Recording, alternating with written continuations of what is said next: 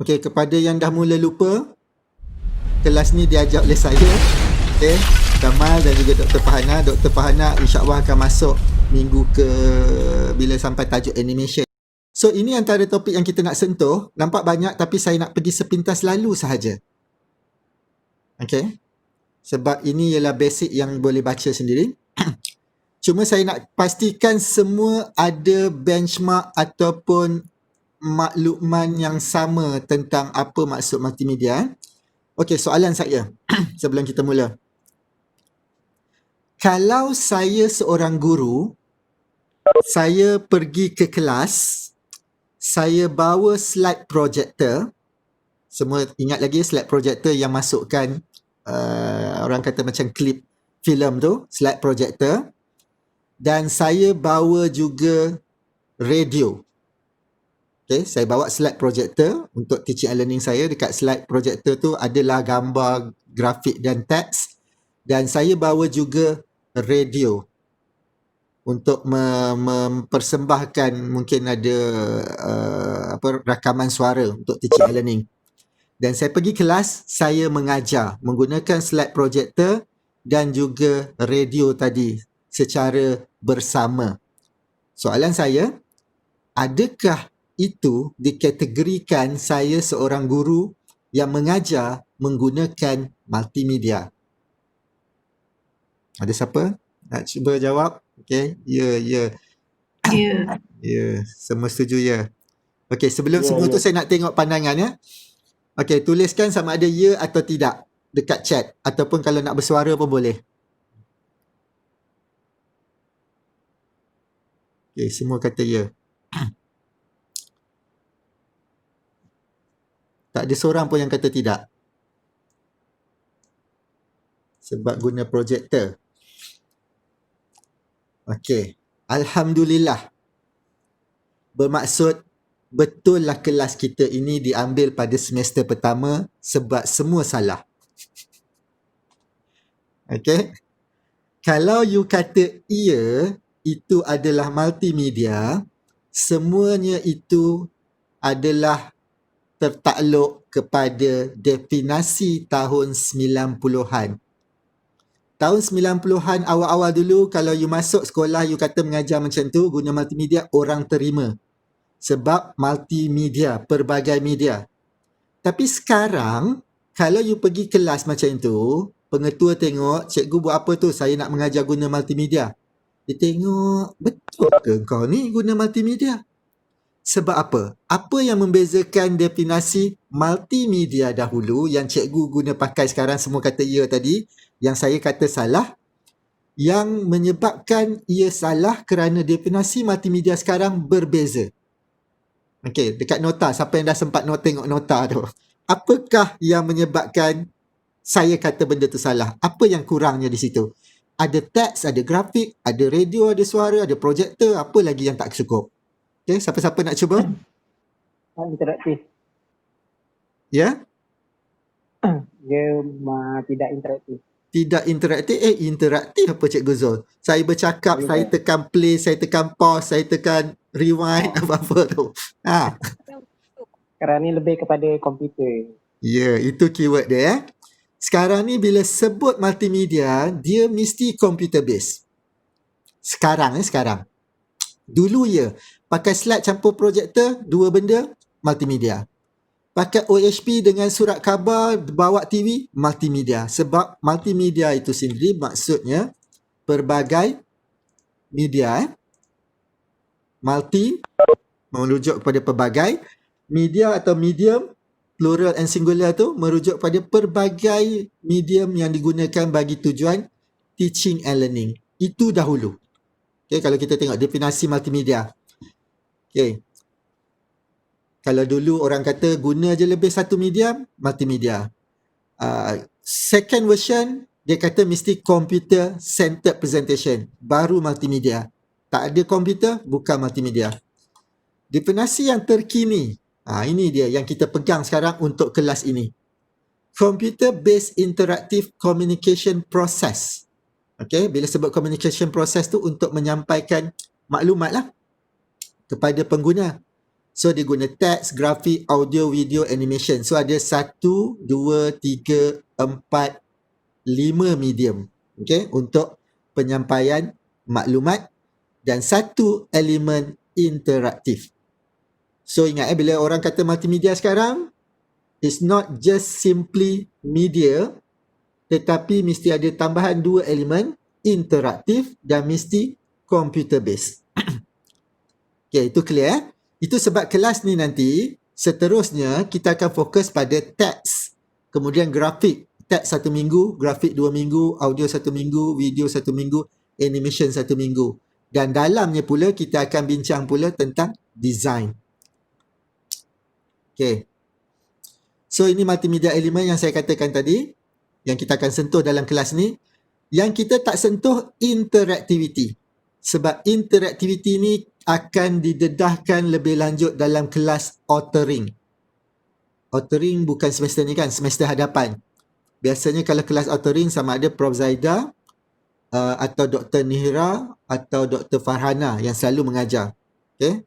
Authoring tu adalah subjek, kalau kita dalam banyak-banyak subjek, itu antara subjek yang agak heavy. Sebab ada sedikit programming. Bagi siapa yang tak suka programming, orang visual macam saya, tengok je coding dah blank. Malas nak fikir. Okay? Itu yang lain, kelas lain kebanyakannya memang multimedia yang ni lah. Kita akan belajar grafik, audio, video, animation tanpa interaktiviti. Dan kalau dibandingkan media ini tadi, kita tengok dia terbahagi kepada 2 kategori.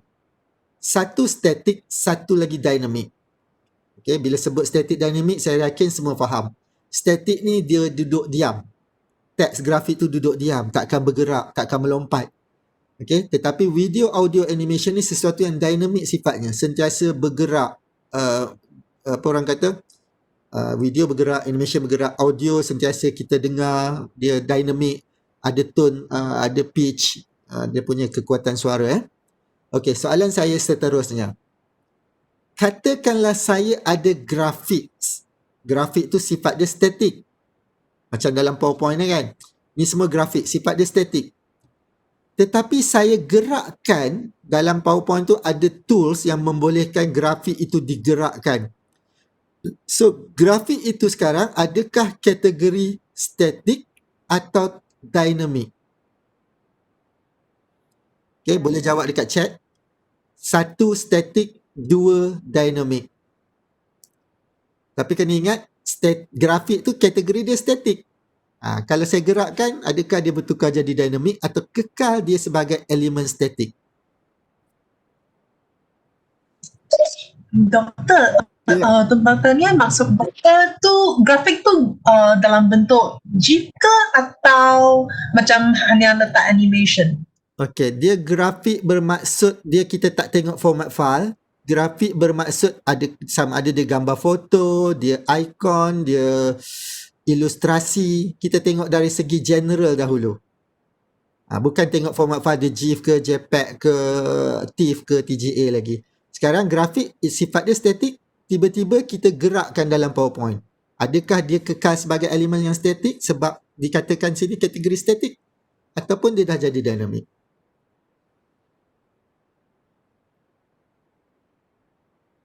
Dah mula keliru Okey. Dalam kelas master memang kita suka mengusik dengan benda-benda begini sebab nak memaksa you all berfikir. Kena faham, grafik memang sifat dia statik, kekal statik. Tetapi once you gerakkan dia, kita tak kata dia grafik lagi kan? Kita katakan dia apa sekarang ni? Sesuatu grafik yang bergerak dinamakan animation. Jadi walaupun asalnya dia grafik, once you gerakkan dia, dia bukan grafik lagi, dia adalah animation. Bermaksud dia adalah dynamic. Sebab animation itu sendiri bermaksud series of image yang you gerakkan dalam keadaan yang pantas, memperlihatkan dia bergerak. Itu kena faham Sama juga teks. Teks asal dia statik. Once you masukkan dalam klip video, you gerakkan dia menjadi video ke animation, dia dah jadi dynamic. So kena faham asalnya static tetapi dia boleh menjadi dynamic bila kita tambahkan elemen-elemen dynamic yang diperlukan. So ini nanti saya akan upload, boleh baca sendiri apa teks. Dah umur semua dah 30-an 40-an kan, takkan tak tahu beza teks, grafik, animation semua tu. Saya yakin semua tahu. Okay, yang yang seterusnya yang kita kena sentuh sedikit, history of multimedia ataupun the growth of multimedia. Mengapa sekarang ni multimedia semakin popular, semakin diutamakan berbanding dahulu. Jadi boleh tengok sepintas lalu ini. Keyword dia senang je. Storage meningkat, kualiti grafik dan display untuk paparan komputer makin meningkat, memory komputer meningkat. Jadi dengan semua elemen-elemen itu menyebabkan multimedia bukan lagi satu isu besar berbanding dahulu. Saya tak pasti you all semua lahir generasi mana. Saya tahun 90, saya tahun 1 di UTM, khusus sarjana muda sains dan komputer serta pendidikan, majoring in chemistry. So nama khusus saya itu sendiri dah sarjana muda sains dan komputer. Memang belajar komputer banyak. Tapi waktu itu komputer mahal gila, tak mampu nak beli. 4,000, 5,000. Berbanding dengan sekarang 1,000 lebih dah dapat. Tahun 2, kelas saya ada 56 orang. Lelaki berapa 30 lebih. So ada blockmate saya, bukan blockmate sebelah. 2 orang roommate. Mereka adalah classmate yang pertama membeli komputer. Kongsi 2 orang sebab mahal. Jadi pau duit adik-beradik, mak bapak beli. Waktu itu komputer tu monokrom. Monokrom tahu kan, hitam putih. Hard disk 40 megabyte. Game pertama nama dia chicken something, lompat-lompat tu. Itu pun dah rasa gila kinze seronok ni.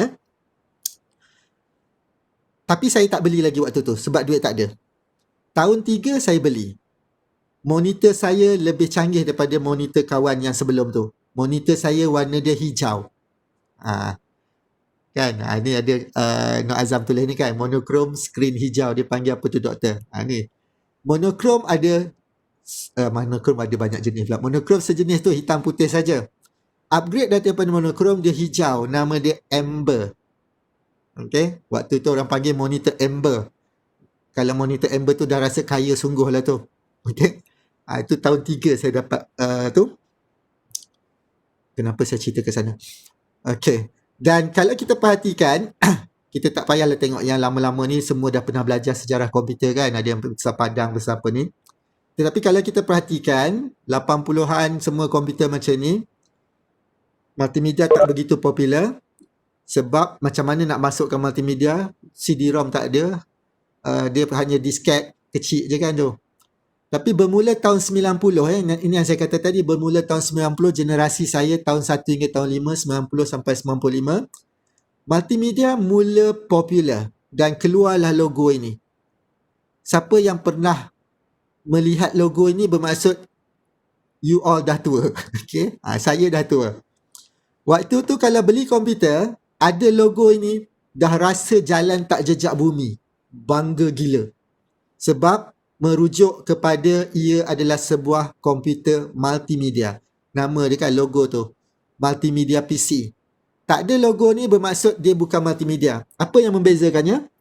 Dia ada CD-ROM. Nampak kelakar kan?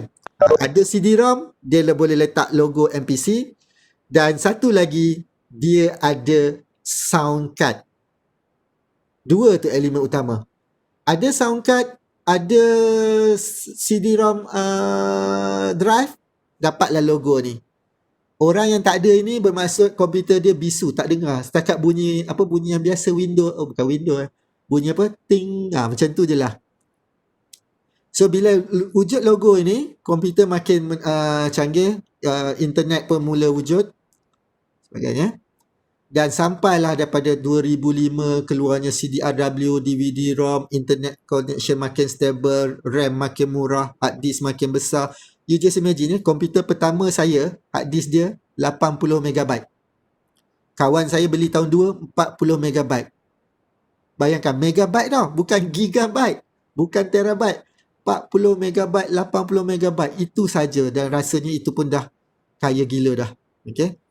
Pen drive waktu tu beli 1 GB agak-agak berapa harga? Siapa yang boleh teka? 1 GB. Waktu zaman saya mula kerja sebagai tutor tahun 98 macam tu, 1 GB dia kira 100 MB RM100 lebih kurang macam tu. Saya beli pertama pen drive 1 GB, harga dia 950. Rasa macam penting sangat nak dapat 1 GB tu. Kalau sekarang rasa menangis, bodohnya aku beli 1 GB dekat RM1,000. Sekarang ni berapa ya? Saya punya pen drive sekarang berapa gig saya pun dah tak ingat dah. 128 GB. 128 GB pen drive saya, harga kalau tak silap beli 300 lebih kan. Mahal, memang mahal gila waktu tu. Itu sebab tak ada orang nak multimedia sangat, sebab mahal storage ya. Jadi untunglah kepada sesiapa yang lahir lambat. Okey. Zaman sekarang semua dah murah. Sebab popular. Dan sekarang ini kalau kita perhatikan, multimedia bukan lagi berdasarkan storage. Kita tak penting sangat storage, tetapi sekarang kita mula bergerak ke era satu lagi. Era online, era sesuatu yang bukan real. Ini contoh-contoh dah. Mobile multimedia, social media, immersive multimedia, augmented reality, mixed reality, macam-macam ni. Jadi ini kalau sesiapa yang nak start buat research nanti, tengok bunyi-bunyi yang ini ni. Augmented reality, pernah dengar semua augmented reality ni? Bila sambut educational technology, mesti kena tahu nama-nama ni, walaupun bukan kita yang bangunkan. Augmented reality, kalau ini popular dekat mungkin tak pernah dengar, tapi bila saya ceritakan apa bendanya, mungkin semua boleh recall balik. Contohnya yang kita tengok kadang-kadang budak-budak belajar, buku, dia scan guna handphone. Buku tu ada gambar logo tertentu. You scan guna handphone, sama ada guna QR code ke ataupun video application ke. Dalam handphone tu kita nampak seolah-olah benda tu bergerak-gerak, ada animation. Kalau dia scan gambar kapal, tiba-tiba kapal tu berlayar. Itu augmented reality. Pernah dengar, pernah apa orang kata, melalui ataupun betul tak? Buku pelajar sekolah sekarang banyak yang macam tu. Ataupun you Google je nanti dekat YouTube ke, tengok augmented reality. Dan dalam kalangan pelajar-pelajar macam Pokemon Go juga. Kan kita benda tu tak wujud depan mata kita, tapi bila kita tengok kat handphone, ada tergedik-gedik Pokemon tu. Okay. Jadi kalau dalam pendidikan pun dah banyak dah yang begitu ya. Dan ini antara topik-topik yang popular dalam kalangan pelajar PhD atau Master Full Research Teknologi Pendidikan. Sebab benda ni bukanlah benda baru, tapi benda yang orang kata kalau pergi present paper ataupun pergi di Viva kan, penilai suka sebab benda ni masih baru, bukan setakat asyik-asyik bangunkan multimedia courseware yang biasa. Ni nanti you boleh tengok. Ada satu topik kita akhir nanti, ada topik berkaitan dengan the future of multimedia. Kita akan tengok contoh-contoh lebih detail. Okay. Ini minta maaf saya laju je kuliah sepintas lalu sebab ini basic untuk memberi pendedahan awal supaya lepas ni semua clear tentang apa dia multimedia dan kita akan fokus kepada benchmark yang sama. Betul. Macam Faikah kata ya, macam 3D selalu tengok Taiwan.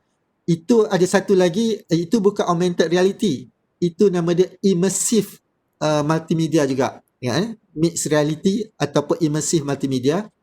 Contohnya kita masuk dalam satu bilik dekat taman tema contohnya, bilik tu kosong. Tetapi kemudian lantai dinding bertukar. Lantai kita jadi macam air terjun. Kita takut tengok tu macam bawah tu macam betul-betul air terjun. Kemudian tiba-tiba kita toleh ke kiri ada dinosaur. Tengok ke kanan ada api terbakar. Macam real. Tanpa perlu kita pakai yang apa orang panggil tu, Google tu kan? Google. Okay? Apa yang macam virtual reality. Dulu virtual reality kita kena pakai yang macam spec tu. Sekarang immersive reality, okay, tak perlu. Dia bagi terus learning environment satu bilik sekali kita nampak real. Jadi just imagine kalau dalam proses pembelajaran kan tentang gunung berapi. Nampak terus gunung berapi tu boleh jenguk sampai ke dalam. Okay, jangan biarkan saya mula bercerita. Nanti kita tak habis. Okay, the importance of multimedia pun saya rasa tak perlu dipertekan, tak diperdedahkan. Semua tahu. Cuma saya nak tunjukkan gambar ini ya. Okay. Gambar ini Dale Cones of Experience. Dalam bidang teknologi pendidikan, wajib tahu tentang cone ini.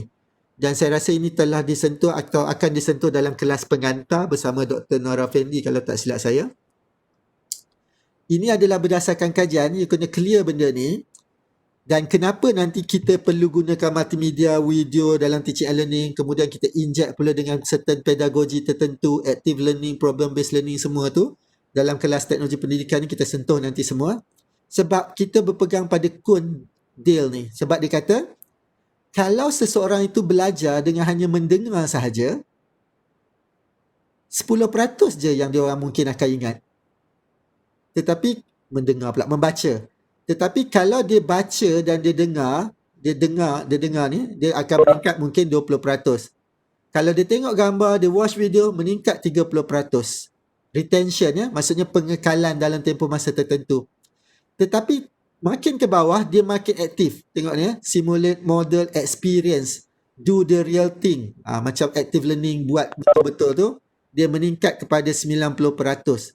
Dan berpegang kepada Dale Cone of Experience ni lah, macam-macam kajian dalam bidang teknologi pendidikan, you all nanti nak buat research, berkembang. Contohnya, mungkin dia nak guna pendekatan active learning dalam persekitaran pembelajaran bersama video dan kesannya terhadap pemikiran critical thinking pelajar. Sebab dia tengok kat sini. Tengok video dan buat the real thing, inject dengan pendekatan problem based learning yang menyebabkan pelajar membaca, menulis, berfikir sesuatu, mungkin tak membantu meningkatkan critical thinking pelajar. Jadi jadilah satu kajian. So dengan ini gambar Dale ni menyebabkan multimedia semakin popular lah, sebab nak watch demonstration dia record video, nak experience the lesson dia buat multimedia interaktif dan sebagainya. Okay, so itu sepintas lalu tentang multimedia. Sepintas lalu saja, nanti boleh baca dengan lebih detail. Yang penting sekarang semua orang faham apa maksud multimedia, sebab kita nak membangunkan multimedia selepas ini. Bukan dalam kelas ini, dalam kelas-kelas yang lain nanti. Jadi ini asas dia.